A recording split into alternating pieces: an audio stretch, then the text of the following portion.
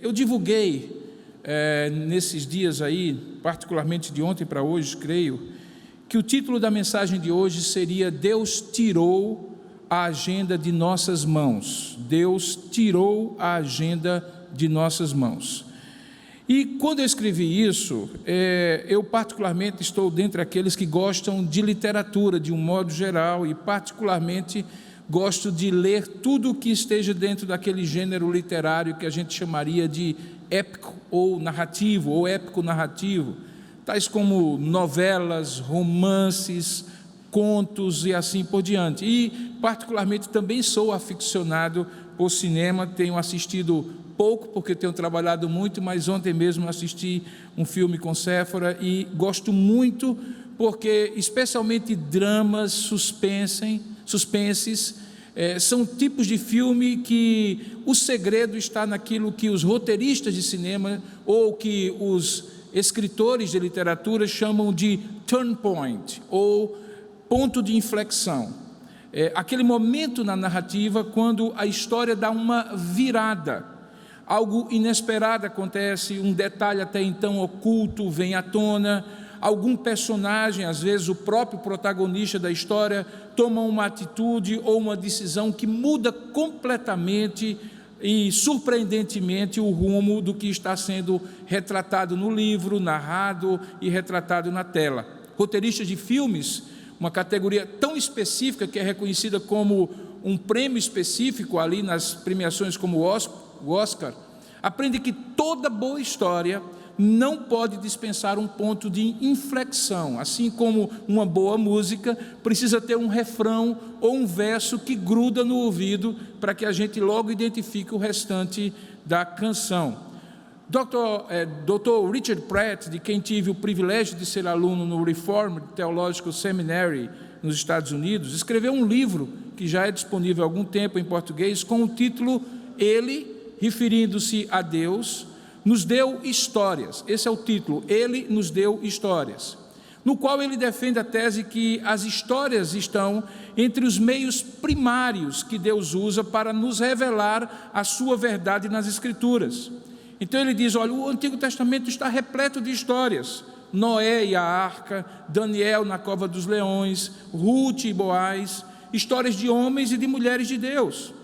E aí ele responde àquela pergunta de qual seria a intenção, qual o propósito de Deus em se revelar dessa forma, ou simplesmente o que Deus deseja que aprendamos com esse recurso, que existem nas histórias e que se pode constatar logo à primeira vista. Para nós, o motivo é que Deus, na verdade, está contando a história, A com letra maiúscula, a história da revelação, a história da redenção. Elas são a história de Deus, é o roteiro que Deus vai descortinando na medida em que as histórias bíblicas vão sendo contadas, e todas elas apontam para um grande protagonista que é Jesus Cristo. Então, ao mesmo tempo que em cada história há uma pequena ou às vezes uma grande sombra de Cristo, ou seja, um vislumbre do que Cristo haveria de vir quando Ele viesse, como de fato Ele veio e haveria de fazer, a grande história que a Bíblia conta tem o seu ponto de inflexão, a sua grande virada, justamente naquilo que nós chamamos de querigma cristão, a história, o tema, a grande mensagem que é a encarnação, a morte e a ressurreição de Jesus, que é narrada nos Evangelhos. O que talvez poucos se apercebam é que, após esta revelação e este ponto de inflexão, que divide a história entre antes e depois dele, a narrativa seguinte, a parte seguinte dessa grande narrativa divina, é exatamente a existência da igreja, não de uma igreja em particular, mas da igreja com I maiúsculo, como o povo de Deus, o povo da aliança, o mesmo que aguardava no Antigo Testamento, acrescido dos gentios que somos nós, e que fazem parte daquele povo que aguarda a volta prometida desse Redentor ressurreto. Essa parte atual começa a ser narrada no livro de Atos, que é o livro histórico do Novo Testamento, a narrativa histórica do Novo Testamento focada nessa igreja. e também nas cartas apostólicas. Porque nas cartas apostólicas e no livro de Atos, fica claro que, para usar uma expressão que Paulo escreve em Colossenses capítulo 1, verso 26, havia um mistério que estivera oculto dos séculos e das gerações, algo que não estava muito claro, era ainda para ser revelado. A palavra mistério é algo que está encoberto, mas agora, segundo Paulo, se manifestou aos seus santos, o povo de Deus, aos quais quis Deus dar a conhecer qual seja a riqueza da glória deste mistério entre os gentios. E qual é?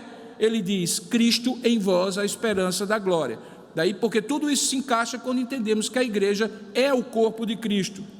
Assim nós poderíamos até dizer, de uma maneira simbólica, que depois do livro de Atos dos Apóstolos, esses 2000 anos de história e o tempo que ainda teremos aqui, é o que nós chamaríamos de capítulo 29 do livro de Atos. Você sabe que o livro de Atos tem 28 capítulos. O capítulo que não está na Escritura é aquele que a história da igreja está escrevendo. Então, queridos, continue aqui comigo. Eu sei que a introdução está um pouquinho mais longa, você vai entender por quê. Então, se é fato que o ponto da inflexão da história da salvação é a encarnação, morte e ressurreição, o dia seguinte, aquele final da história dos filmes e da literatura, o the end, o final dessa encarnação, dessa narrativa, é tudo aquilo que desde o cumprimento da promessa do Espírito Santo no dia de Pentecostes está acontecendo e acontecerá até a volta de Jesus Cristo. E do mesmo modo que boas narrativas vão deixando pistas à medida em que elas vão sendo contadas do ponto de inflexão que está por vir, no Antigo Testamento, o ponto de inflexão que estava por vir era a vinda de Jesus Cristo, a encarnação, morte e ressurreição dele. Isso fica claro nas profecias messiânicas, nos símbolos, nos personagens arquetípicos, nos tipos de Cristo que apontavam para ele em cada história contada. No Novo Testamento, depois que este ponto de inflexão da encarnação, morte e ressurreição de Jesus já aconteceu, esse é o tempo em que nós precisamos ler a história que está acontecendo, que estamos vivendo depois de Cristo, porque além da Escritura Sagrada que está escrita e que nos é regra de fé e prática, é o olhar para a história, o discernir as pistas de Deus, que Deus está deixando nessa história, que vai nos permitir entender o final dela. Eu costumo chamar que esses são os momentos em que Deus toma a agenda de nossas mãos e que se caracteriza por 3 elementos. Primeiro deles, o verdadeiro protagonista da história vem para o centro da narrativa. Segundo, a direção, o sentido da narrativa muda completamente as expectativas dos que estavam vendo e ouvindo até então. E terceiro, o desfecho da história aponta para o que alguém deixado de fora até então, só ele pode fazer. Esse momento de pandemia em que nós estamos, na minha opinião, atende a esses 3 critérios e, portanto, eu chamaria de um momento em que Deus tomou a agenda das nossas mãos. Primeiro, porque Deus, o verdadeiro protagonista da história humana, veio para o centro da história. Nem todos, obviamente, o reconhecem. Porém, a frustração dos planos individuais, eu mesmo tinha muitos planos para 2020, e até dos planos das nações, demonstra que alguns haviam soberbamente, talvez eu mesmo, você e as nações, usurpado o protagonismo de Deus. E agora, diante de um inimigo desconhecido e invisível, toda a ciência, todos os recursos humanos correm atrás para tirá-lo prejuízo decorrente de terem tentado matar a Deus, tornando-o irrelevante, sem importância e dispensável. Obviamente que o tratamento para a Covid-19 e até a vacina contra o novo coronavírus será mais dia menos dia encontrada, mas até lá novíssimos coronavírus irão aparecer, além de outras tantas ameaças globais, pequenas ou grandes, que demonstrarão quem é que realmente manda no universo.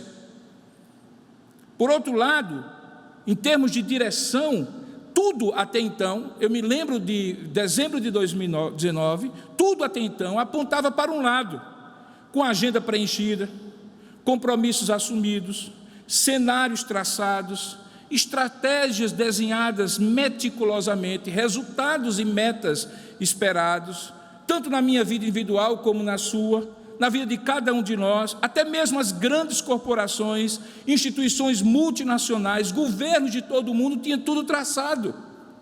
De repente, todas as expectativas mudaram. A agenda mudou de mãos. O sentido que se ia foi mudado repentinamente, bruscamente, e foi para um outro lado. E agora as expectativas se resumem a não morrer contaminado, o que já vai ser uma grande vantagem, nem de fome, diante do quadro de recessão global que se descortina. Então, ao invés de progredir hoje, a nossa agenda, a nossa direção se resume a simplesmente não regredir, tanto a ponto de falir e por aí vai.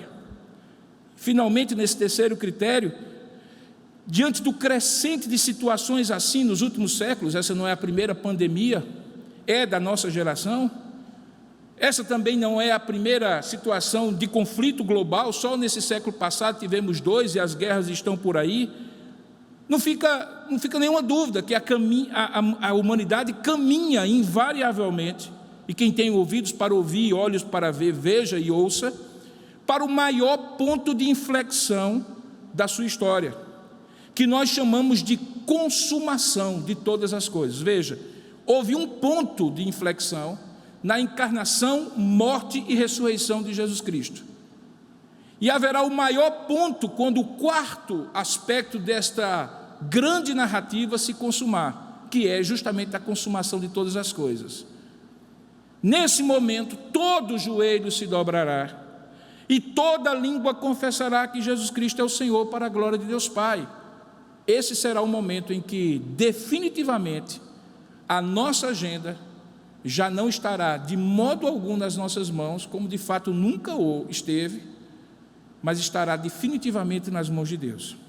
Bom, pelas características dessa longa introdução, até mais longa do que eu costumo pregar, você já deve ter sentido falta do texto bíblico que eu vou pregar. E já deve ter também percebido a minha dificuldade de encontrar uma única passagem na Bíblia que fosse suficiente para abranger todo esse drama da história, cujo título eu estou dando: Quando Deus tomou a agenda de nossas mãos. Então eu lutei em busca de um texto que pudesse ser exposto para demonstrar essa verdade que ao longo de dias Deus tem falado ao meu coração, e não encontrei, ou pelo menos pensei que não havia encontrado, porque na verdade a agenda, conforme está descrito de tudo o que aconteceu, nunca, irmãos e amigos, nunca esteve nas nossas mãos. Nós nunca estivemos no controle de nada. Nós nunca escrevemos e apagamos para escrever de novo ao nosso bel prazer, coisíssima nenhuma. A agenda sempre esteve nas mãos do grande protagonista dessa história. E para que então nós possamos pensar nessa perspectiva, eu lhe convido a ler um texto que projeta a consumação de todas as coisas, do mais fantástico, misterioso e maravilhoso livro da Bíblia, que é o livro de Apocalipse, que eu convido você a abrir agora, porque é sobre ele que nós vamos falar no capítulo 5, sobre quando a agenda foi tirada por Deus das nossas mãos, quando Deus tirou a agenda das nossas mãos. Abra aí, por gentileza, em Apocalipse capítulo 5 e mantenha o seu texto aberto. Eu vou ler apenas inicialmente alguns poucos versos e depois nós iremos expor a palavra de Deus após orarmos e pedirmos a bênção do Senhor. Veja o que é que diz Apocalipse capítulo 5, verso 1. Isso é João dizendo, João o apóstolo que escreve o Apocalipse. Ele diz assim: eu vi na mão direita daquele que estava sentado no trono um livro, escrito por dentro e por fora, de todo selado com 7 selos. Vi também um anjo forte, que proclamava em grande voz: quem é digno de abrir o livro e de lhe desatar os selos? João diz: ora, nem no céu, nem sobre a terra, nem debaixo da terra, ninguém podia abrir o livro, nem mesmo olhar para ele. E eu chorava muito, porque ninguém foi achado digno de abrir o livro, nem mesmo de olhar para ele. Todavia, um dos anciãos me disse: não chores. Eis que o leão da tribo de Judá, a raiz de Davi, venceu para abrir o livro e os seus 7 selos. Vamos ficar por aqui, depois a gente lê o restante. Convido você a orar e pedir a Deus agora, onde você está, para que Ele fale ao seu coração, ilumine a sua alma e traga a palavra dEle ao seu coração. Vamos orar juntos? Senhor, nosso Deus e nosso Pai, diante de Ti todos nós nos encontramos agora, onde quer que estejamos, e pedimos que pela Tua misericórdia e graça, nós possamos ouvir a Tua voz. Fala conosco, Senhor, abre o nosso coração e ministra a nós como Tu és glorioso, poderoso e amoroso em tirar a agenda das nossas mãos para que ela fique definitivamente nas Tuas mãos. Oramos assim e pedimos em nome de Jesus. Amém. Irmãos, eu não entrarei nas polêmicas, as grandes polêmicas de interpretação do livro de Apocalipse, influenciadas pelos sistemas de interpretação escatológica, pré-milenista, amilenista, pós-milenista e assim por diante.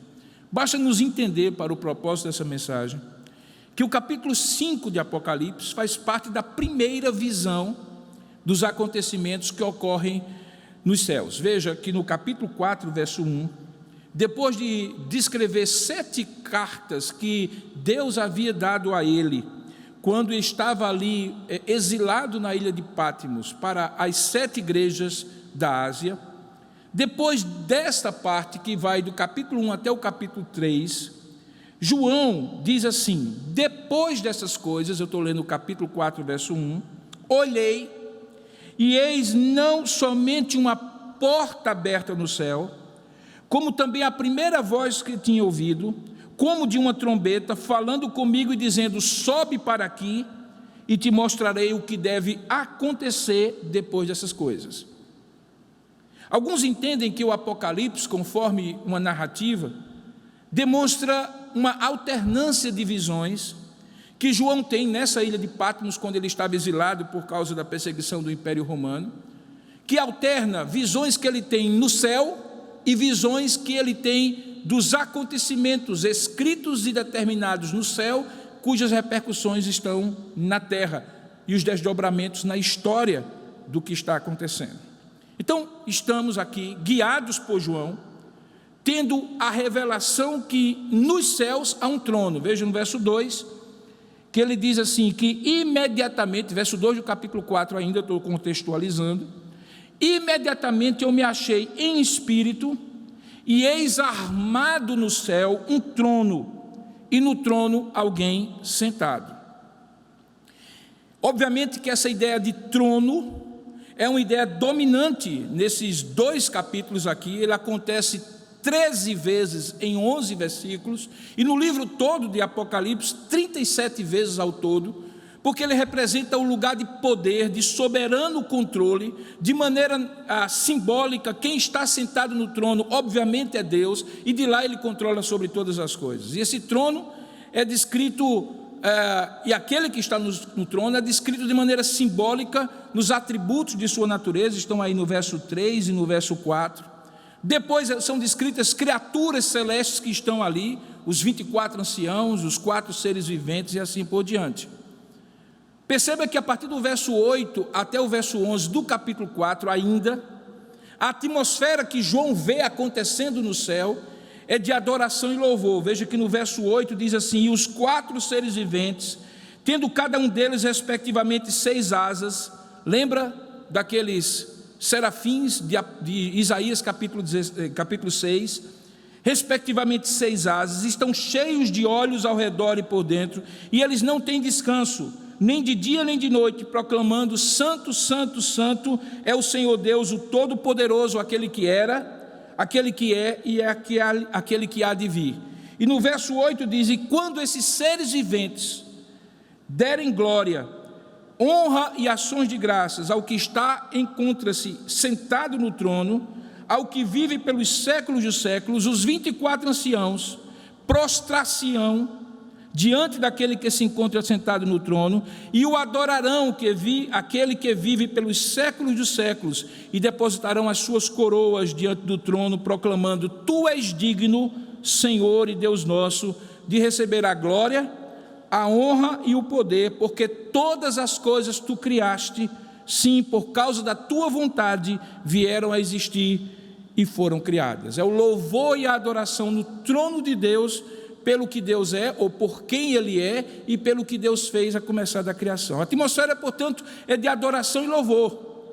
E esse é o primeiro ponto de inflexão da narrativa de Apocalipse, e que me serve justamente para desenvolver o meu tema desta manhã, que é quem controla a agenda da história.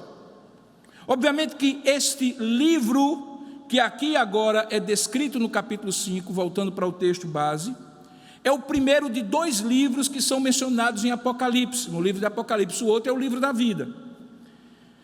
O fato dele ser escrito por dentro e por fora é aquilo que os comentaristas históricos chamam de opstógrafo, ou seja, não era um livro encadernado, como passamos a ter a partir dos códices do século II depois de Cristo, mas é um livro que é um rolo feito de pele de animal, carneiro, ou de folhas de papiro, como aquelas que estavam no delta do Nilo. É um rolo que, nesse caso, por ser um opstógrafo, é escrito por dentro e por fora. Ele está, então, escrito em ambos os lados, é como está descrito aqui.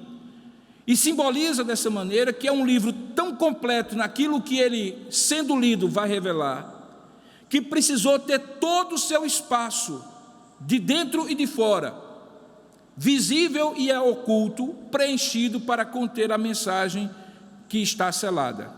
Alguns comentaristas entendem que a escrita por dentro e por fora pode também significar que do lado de fora havia palavras que todos podiam conhecer, como sendo o remetente, o destinatário, ou alguma recomendação daquele que iria carregar o livro e entregar do remetente para o destinatário. Enquanto que do lado de dentro haveria algo que só o destinatário poderia ser revelado, só ao destinatário poderia ser revelado. Esse livro que está descrito aqui é um livro que está selado com uma goma aquecida. 7 selos juntam a emenda exterior do livro como um rolo para que ele não se abra. Esses 7 selos indicam que era uma selagem perfeita, porque 7 na Bíblia, particularmente no livro de Apocalipse, é um símbolo de perfeição. E o que nós encontramos é que no capítulo seguinte, capítulo 6, à medida em que esses selos vão sendo abertos, parte da revelação que estava oculto do lado de dentro do rolo começa a ser revelada. Bom, Apocalipse 5 diz que o que estava sentado no trono tinha na sua mão direita um livro, era esse livro que eu acabei de descrever, e um anjo faz uma espécie de proclamação desafiadora para todas as coisas visíveis e invisíveis que já foram criadas por Deus. Ele diz assim: quem é digno de abrir o livro e de lhe desatar os selos? A pergunta, portanto, se centra na expressão quem é digno. A ênfase no termo digno é importante, pois no Apocalipse, no livro que nós estamos estudando, ele é usado apenas e exclusivamente para Deus e para Jesus. Nós acabamos de ver uma das vezes que isso ocorre, no capítulo 4, verso 11, quando aquelas criaturas adoram ao que é digno de receber. O adjetivo digno, no texto grego, não significa alguém que é capaz, que tem força, que tem habilidade. Não. É alguém que tem a competência, a qualificação, o direito de abrir o livro, de cumprir uma determinada tarefa, no caso aqui, tirar os selos. Então, quando aquele anjo forte diz assim, quem é digno? Ali havia serafins, querubins, o arcanjo Miguel, o anjo Gabriel. Havia os seres todos criados por Deus, dos mais poderosos que já habitaram na terra e que ainda habitam. Havia o próprio João que contemplava aquela história, um homem feito à imagem e semelhança de Deus, que havia sido apóstolo de Jesus Cristo. No entanto, ninguém parecia ser digno, porque o próprio apóstolo João diz no verso 4: eu chorava muito, porque ninguém foi achado digno de abrir o livro, nem mesmo de olhar para ele, nem mesmo de tentar abri-lo. Todas as partes da criação de Deus foram desafiadas, no céu, na terra, debaixo da terra. O anjo quer saber se existe qualquer criatura em qualquer lugar que seja digna de quebrar os selos e de olhar o interior do rolo, ou seja, de lê-lo. Ninguém é digno. Nem anjos, nem querubins, nem serafins, nem os homens poderosos do passado, nem do presente, nem os que têm muito dinheiro, os bilionários do século presente, os trilionários do século presente, nem aqueles que detêm o maior exército do mundo, nem aqueles que possuem o conhecimento acumulado em toda a história da humanidade. Até que, no verso 5, o texto dá uma pequena virada numa conjunção adversativa. Todavia, um dos anciãos, um dos 24 anciãos do capítulo 4, se dirige a João e diz assim: não chores. O choro de João era copioso, era um choro de desespero, talvez, de angústia, era um choro de impotência, era um choro de olhar e dizer assim: e agora? O segredo está no selo que precisa ser aberto, no texto que está lá dentro oculto, e ninguém é digno. O que vai acontecer agora? O anjo se aproxima, um dos 24 anciãos, melhor dizendo, se aproxima e diz para João o seguinte: não chores, eis que o leão da tribo de Judá, a raiz de Davi, venceu para abrir o livro e os seus 7 selos. Há alguém que é digno, por 2 motivos: pelo que ele é. O ancião diz que ele é o leão da tribo de Judá, e ele diz que é a raiz de Davi, 2 títulos que estão descritos no Antigo Testamento, e que apontam para o Messias, que nascido em Belém, é da tribo de Judá, e que é descendência de Davi, conforme a promessa que Deus deu àquele rei, de que não faltaria alguém de sua descendência que sentasse no trono. Ele, portanto, é da raiz de Davi, da raiz de Jessé, e ele é o leão da tribo de Judá. Por quem ele é digno. Mas mais do que isso, ele também é digno pelo que ele fez. Veja que no verso ainda 5, ele venceu para abrir o livro e os seus 7 selos. Ele é quem ele é, na sua natureza, e pelo que ele fez, ele é digno. A resposta está dada ao anjo de voz forte. Não há criatura para vencer o livro, para abrir o livro, melhor dizendo. Não há ninguém nos céus, na terra, nem debaixo da terra, mas há um. Esse um é o leão da tribo de Judá, a raiz de Davi. A gente vai vendo no capítulo 6, depois disso, que nada ocorre no restante do livro que não seja pelo ato de abrir os selos e o conteúdo do rolo ser aberto, referindo-se à própria história. E à medida em que a gente vai vendo nos capítulos seguintes os selos sendo tirados e os acontecimentos, nós vamos entender o propósito completo de Deus para o mundo inteiro, de todas as eras, do início ao fim. Para nós, o rolo com seus selos é uma evidência do que Deus tinha como propósito, que nós chamamos de eterno decreto de Deus, e que já está escrito, mas que vai sendo conhecido pela revelação dele, à medida em que essa narrativa, essa revelação progressiva vai acontecer, e no caso aqui, na medida em que os selos são tirados. O plano de Deus, como nós vamos ver, é que a salvação e a vinda do seu reino contestem o suposto reino de Satanás na terra, que na verdade é uma rebeldia interna no império de Deus, no reino de Deus. Ele é conhecido como Senhor Deus Todo-Poderoso, Deus Todo-Poderoso, que era, que é e que haverá de vir para estabelecer o seu trono e o seu reino. Portanto, o conteúdo do rolo diz respeito ao propósito secreto, à agenda secreta de Deus, de estabelecer o seu reino na terra, até que a plenitude da sua glória seja revelada. E quem é digno de abrir isso, quem é digno de revelar isso, quem é trazido como protagonista para o meio da narrativa, somente Jesus Cristo é digno, só Ele é capaz de fazer isso. Mas veja que acontece uma coisa interessante.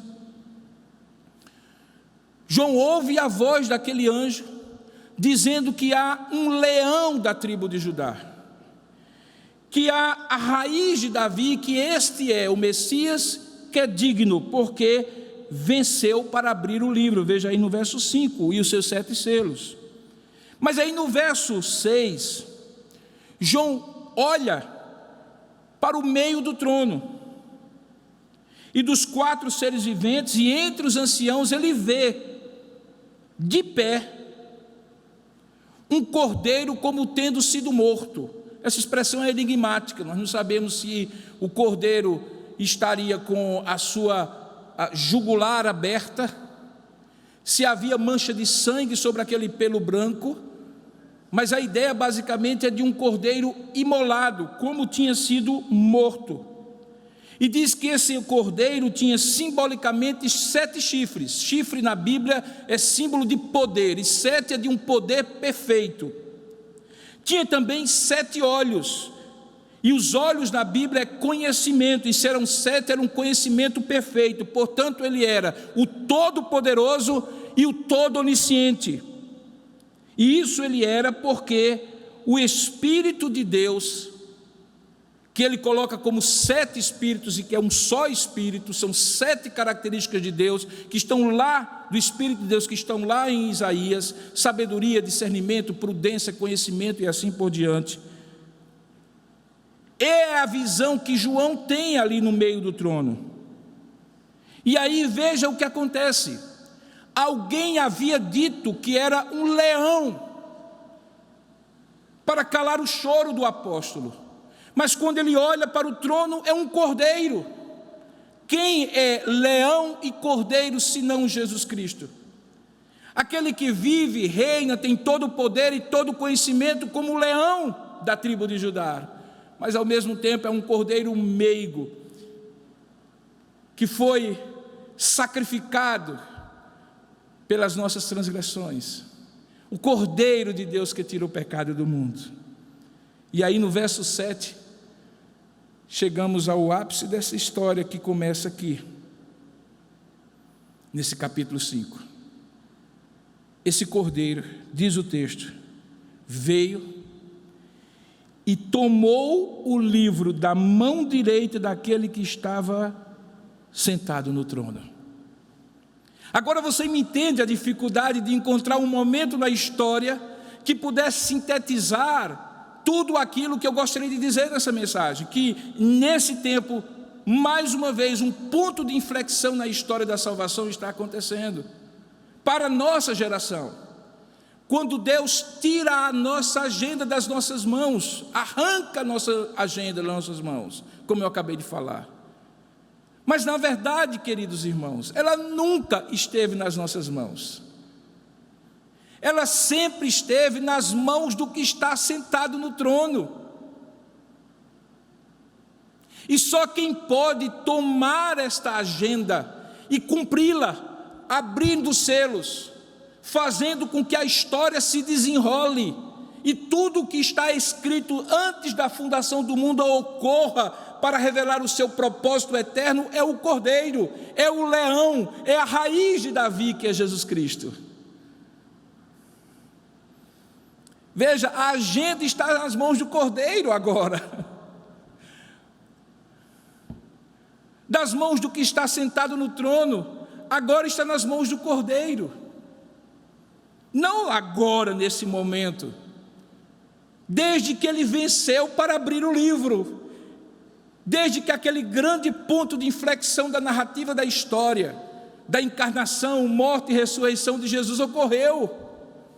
O que nós estamos vivendo é aquilo que acontece à medida em que os selos vão sendo abertos, e fica notório para todos nós, numa pandemia como essa, que só Ele é digno de abrir esses selos como de fato Ele está abrindo.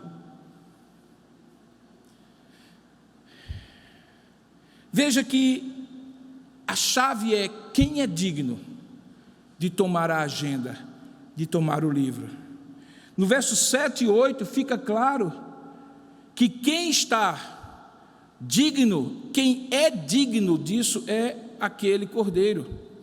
Com autoridade ele toma o livro da mão direita daquele que estava sentado no trono, e isso provoca um reconhecimento cósmico, completo, definitivo, porque no verso 7 e 8 diz assim: veio, pois, e tomou o livro da mão direita daquele que estava sentado no trono, e quando tomou o livro, os 4 seres viventes, os 24 anciãos, prostraram-se diante do Cordeiro, e tendo cada um deles uma harpa e taça de ouro cheias de incenso, aqui é oração e louvor, que são as orações dos santos, entoavam um novo cântico, dizendo: digno és de tomar o livro e de abrir-lhe os selos, porque foste morto, e com o teu sangue compraste para Deus os que procedem de cada tribo, língua, povo e nação, e para o nosso Deus os constituíste reino e sacerdotes, e reinarão sobre a terra. Ele é digno porque ele redimiu pelo que ele fez na cruz. Ele é digno pela obra da redenção. Nenhum homem, por mais poderoso, por mais capaz, por mais inteligente, na sua capacidade, poder e inteligência, poderia fazer o que Jesus Cristo fez na cruz. Naquela hora em que ele era o sumo sacerdote que tomava a oferta para agradar a Deus, oferta de pecado pelos pecadores que não podiam fazer por si mesmos, ele também era o Cordeiro que se oferecia. E ninguém podia ser sumo sacerdote e cordeiro ao mesmo tempo. Sumo sacerdote constituído por Deus segundo uma ordem diferente de Levi, de Arão, que é a ordem de Melquisedeque, sacerdote do Deus Altíssimo. E cordeiro, perfeito, imaculado e sem pecado, como nenhum outro homem na face da terra jamais foi ou jamais será. Ele é digno porque ele redimiu com o seu próprio sangue, é isso que diz. E essa atmosfera de louvor e adoração é o reconhecimento de toda a criação, de que enfim chegou o Cordeiro que pode tomar o livro. E ele o toma, as criaturas se prostram, as criaturas o adoram. É dito o motivo, é aqui no verso 9 e 10, todos sabem que foi o Cordeiro que fez isso, comprou para si povos de todas as tribos, línguas e nações para serem dele, remidos e comprados, o termo é esse, para ele.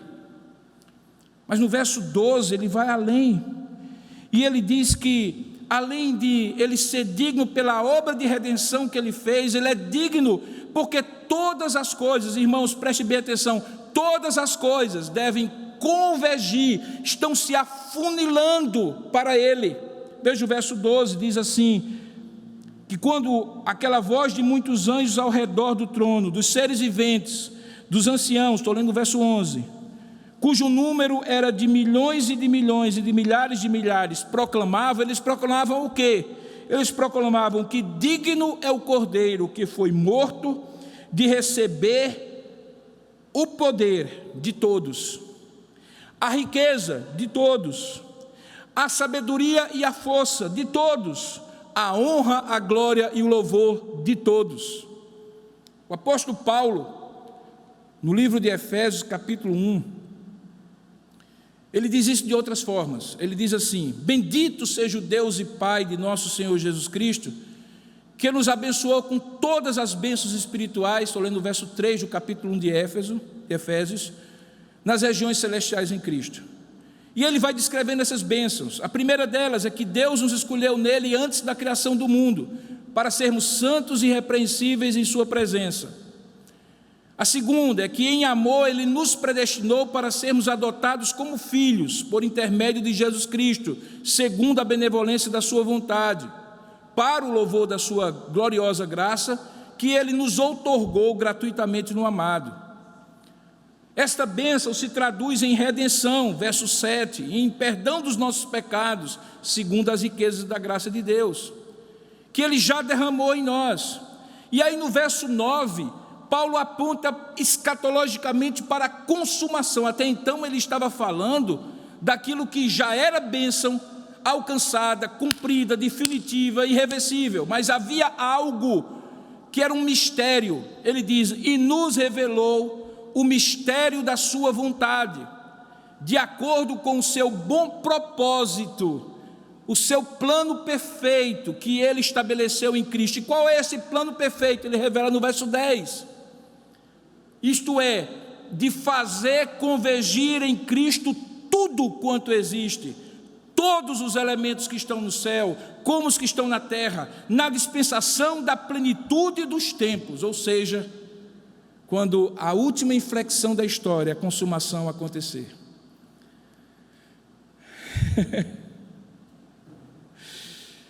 Eu não sei você, mas quando eu falo dessas coisas, eu me emociono profundamente.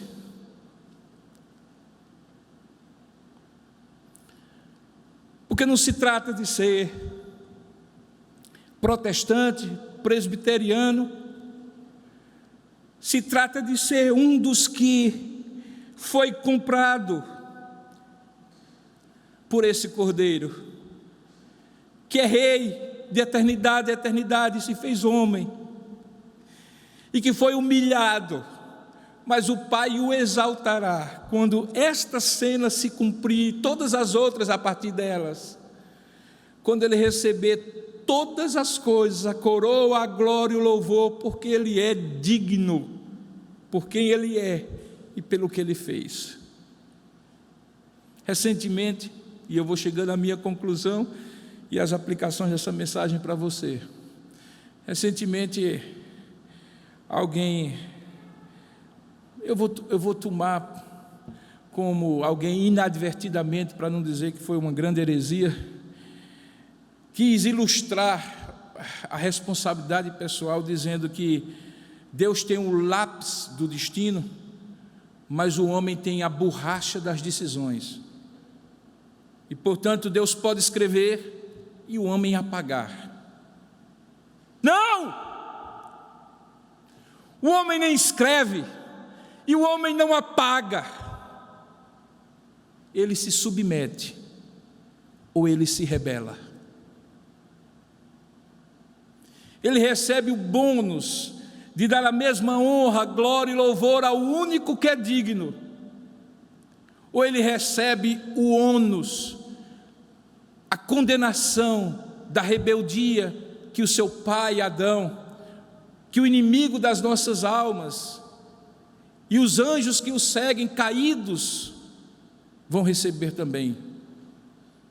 Eu não reescrevo a história, a agenda foi tirada das minhas mãos e da sua também. E se há alguma coisa que essa pandemia toda serve é para mostrar isso. Onde estão seus planos, seus propósitos? Onde? O que você pode mandar nessa situação? Se a briga é ficar em casa ou sair de casa, briga essa que muitos se distraem sem entender o sentido do que está acontecendo por trás de tudo, dos perrengues políticos inclusive, pode ser até sua decisão. Mas o que Deus está fazendo por meio dessa pandemia, ninguém escreveu, Ele escreveu. E ninguém pode apagar. Pode se submeter, ou pode se rebelar. E eu sugiro 3 maneiras que você se submeta a esse plano. A primeira delas, melhor dizendo, é aquilo que muitas vezes é colocado na seguinte linguagem: se entregue, dê a sua vida, se converta, confie. Todas essas palavras, de alguma maneira, são imperfeitas para dizer o que é que Cristo quer quando você o reconhece como o único que é digno de ter tomado a agenda que supostamente estava nas suas mãos, mas não estava, e que essa pandemia deixou claro. É a mesma atitude dos anjos e dos 24 anciãos, é a atitude de prostração, é a atitude de submissão absoluta, é a atitude de entrega e ficar à mercê absolutamente do soberano Senhor, é a atitude de confiar os seus planos a Ele, e dizer: Senhor, que tolice, olha só o que eu tinha escrito, que tolice, olha o que eu tinha colocado como meta para 2020, olha quais são os meus planos, Senhor, o que é que eu projetava nesse final de semana. Eu pensava: 9 feriados prolongados em 2020, vou aproveitar muito. Você já passou um da Páscoa dentro de casa, agora está passando o 2º de abril dentro de casa, e você não tem a mínima ideia quantos dias você ainda vai ficar dentro de casa. Quer o presidente queira, quer o ministro de saúde queira, quer o governador queira ou não, quem determina isso é o Cordeiro. Não é tolice da minha parte e da sua parte prever, tentar prever, se rebelar contra isso, se inconformar, se impacientar, se revoltar contra isso. Ele tomou a agenda da sua mão, meu irmão, minha irmã, meu amigo, minha amiga. E Ele tomou porque Ele é digno, você não, nem eu, nem ninguém, nos céus, na terra ou debaixo da terra. Submeter-se a isso é reconhecer o soberano controle e governo de Deus sobre todas as coisas. É o ponto de virada da história de uma humanidade que estava caminhando e continua caminhando na grande maioria, pensando ser soberana da história, pensando que a ciência vai resolver tudo, que o dinheiro vai resolver tudo, que o poder vai resolver tudo, e não vai, porque tudo está nas mãos de Deus, poderosos, ricos, famosos, igualmente anônimos, pobres e excluídos, todos precisam se prostrar, ou então se rebelar, receber o bônus e o ônus, ou o ônus do controle soberano. E isso é que eu lhe digo: submeta-se. Submeta-se. Reconheça a finitude dos seus propósitos, a imperícia e indignidade sua de eventualmente escrever sua história, ou sequer querer apagar a história que é escrita desde toda a eternidade. Submeta-se. Mas mais do que submeter-se, resmungando, se ajoelhando num joelho, mas no outro não, mantendo o pescoço duro, o peito estufado, o queixo duro, como quem se submete a um imperador déspota e tirano. Ao invés disso, submeta-se em louvor e adoração, como os 24 anciãos e os seres viventes fizeram. Bastou o Cordeiro tirar o livro da mão do que estava sentado no trono, sem falar nada, sem mandar nada, sem ordenar nada. Bastou tirar da mão do que estava sentado no trono, e todos os seres celestiais se prostraram diante de Deus. Por quê? Porque eles reconheceram que estavam diante do único que era digno, e louvaram e adoraram a Deus por isso. Louvor é reconhecimento, adorar é homenagem. Homenageie o Cordeiro nesses dias. Reconheça o poder, a honra, a glória e o louvor dele.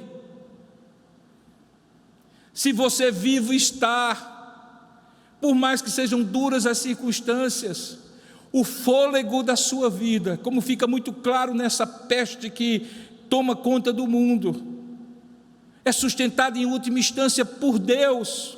Nem mesmo uma máquina de ventilação mecânica consegue fazer com que o meu pulmão se elasteça e se contraia, que da minha boca e do meu nariz saia ar e entre ar, porque o fôlego foi dado por Deus quando criou aquele boneco de barro chamado Adão e soprou nele, e ele se tornou alma vivente, ânima. E por isso o Salmo diz: todo ser que respira, louve ao Senhor. Todo ser que respira, reconheça que Ele é digno. E haverá só 2 momentos para você fazer isso, deixe-me ser muito claro para você. Enquanto você estiver vivo e depois que você passar para o lado de lá da eternidade. Aqueles que fizerem isso antes disso, antes do lado de cada eternidade, o fazem por reconhecimento, pela ação de Deus, que mexe a sua vontade, emoção e razão na direção de prestar a Deus o culto, o louvor e a adoração e dizer: Ele é digno de receber as ações de graças, o domínio, o poder e tudo que a Ele pertence. E o faz isso de maneira voluntária, ainda que movido por Deus. Isso se traduz em salvação. A salvação é do lado de cada eternidade. A plenitude da salvação é do lado de lá da eternidade. Mas o texto bíblico diz que quem não faz isso do lado de cada eternidade, fará de um jeito ou de outro. Hitler, Mussolini, Bolsonaro, Trump, Mandetta, o outro que chegou, o outro que vai entrar, o outro que vai sair, o cientista mais poderoso, o homem mais rico, todos, quer queiram, quer não queiram, um dia se submeterão diante desse trono e dirão assim: Cristo é o Senhor, e se dobrarão nos seus joelhos a isso, mas não necessariamente para a salvação. E eis aí a grande tragédia, é que assim como foi com Faraó, nem sempre as pestes e os juízos de Deus dobram os corações. 10 pragas se abateram sobre o Egito, e mesmo assim Faraó endureceu o coração. Você percebe que esse endurecimento pode impedi-lo de prestar o louvor e a adoração que Deus quer que você faça aqui na terra, nesse lado de cada eternidade? Porque foi para isso que você foi criado. A Bíblia diz que você foi criado para o louvor da sua glória. Aquele emprego do qual você agora está afastado é só o pretexto para você sustentar pelo suor do seu rosto a você e a sua família, mas aquele emprego é para ser usado para o louvor da sua glória. Sabe essa famosa liberdade de ir e vir? É um direito natural que Deus deu ao homem quando lhe deu um corpo e a mobilidade, a inteligência e a capacidade de se localizar, de decidir, de fazer planos, de cumprir planos. Mas saiba, isso aí não lhe pertence, lhe foi dado. É para que ao ir e voltar você glorifique a Deus. Porque se você estiver indo e voltando, essa suposta liberdade é escravidão. Porque liberdade não é fazer aquilo que você quer. Liberdade é fazer aquilo para o qual você foi criado. Porque o propósito de cada coisa se revela e se planifica quando ele cumpre ou ela cumpre aquilo para o qual ela foi criada. Imagina uma chave de fendas, que inútil é uma chave de fendas para pregar um prego numa parede, que inútil é um martelo para desparafusar um parafuso de uma estrutura. Você foi criado para o louvor da glória de Deus. Você será inútil se você quiser fazer qualquer coisa ou fazer qualquer coisa diferente daquilo que Deus quer para você, ou fazer qualquer coisa com a motivação e o propósito de glorificar a você, de enriquecer-se na terra, de se tornar poderoso, famoso, bem-sucedido, coisas que eventualmente Deus pode lhe fazer, mas não para o louvor da sua glória, e por isso algumas vezes Ele tira, dá um toque para você acordar. Faça isso do lado de cada eternidade. Ofereça o louvor, a adoração que Deus merece, que Jesus Cristo merece, como o único que é digno, aquele que tomou a agenda e tomou para nunca mais devolver, porque na verdade nunca esteve na mão de homem algum. Terceiro e último lugar, além de prostrar-se, além de louvar e adorar, proclame essa verdade. Proclame essa verdade. Não precisa ser chato para proclamar essa verdade. Não precisa ser religioso para proclamar essa verdade. Não precisa usar chavões religiosos para proclamar essa verdade. Não precisa ser soberbo para proclamar essa verdade. Não precisa ser autossuficiente para dizer que Deus está castigando os outros. Você só precisa ser humilde para aquilo que você for proclamar, você primeiro ter consciência de que precisa viver. Porque quando o Cordeiro pega o livro, ninguém contesta que ele é digno. Mas quando um cristão tenta dar as suas interpretações ao livro, de maneira soberba e autossuficiente, nenhuma criatura se submete a ele, nem mesmo semelhante. O que eu acho mais interessante é que existem dezenas de vozes de proclamação no livro de Apocalipse. Dezenas de vozes. Criaturas dos céus proclamam. E aqui na terra, a proclamação que é feita no céu reverbera aqui na terra. E quem deve reverberar essa proclamação? No início dessa mensagem eu disse que o Apocalipse pode ser aquele livro interpretado como uma meta-história nos céus que está se concretizando na terra. Uma história definitiva e já fechada nos céus que está se desenrolando na terra. E quem desenrola na terra? Nós, cristãos. Nós, seres humanos, feitos à imagem de Deus. De modo que há uma responsabilidade, sim. Daqui a pouco, na escola bíblica dominical, eu vou falar sobre isso. E eu espero que depois de um breve intervalo você permaneça conosco. Porque é justamente a responsabilidade do cristão nesses dois reinos, que na verdade é uma só razão, um só propósito. Você vai entender melhor se ficar conosco. E qual é a sua responsabilidade? É que nesses tempos, queridos, você seja aquela voz que proclama e diz: ninguém é digno, mas Cristo é. E mostre isso com a sua vida. Que Deus o abençoe, que Deus o guarde, que você não tente arrancar a agenda que já lhe foi tirada. Vamos orar juntos? Ó Deus amado e querido Pai, eu quero colocar esta mensagem que foi proclamada, Senhor, espero eu, com fidelidade à Tua palavra, mas naquilo que eu fui limitado, imperfeito, incapaz, conserta e transforma em palavra do Senhor, para aqueles que ouviram, ouvirão. Ó Deus, usa esta mensagem para a glória do Teu nome, e que fique claro que o Senhor já arrancou a agenda das nossas mãos e deseja de nós a submissão ao único que é digno, Jesus Cristo. Em nome dEle, para a glória dEle, que nós te oramos. Amém.